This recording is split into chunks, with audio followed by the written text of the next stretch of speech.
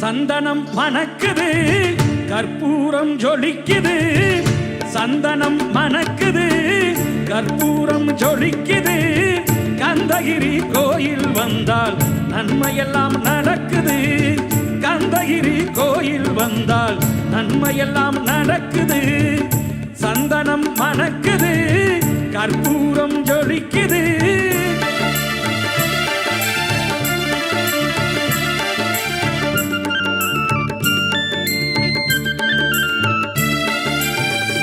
நித்தமும் பாலிலே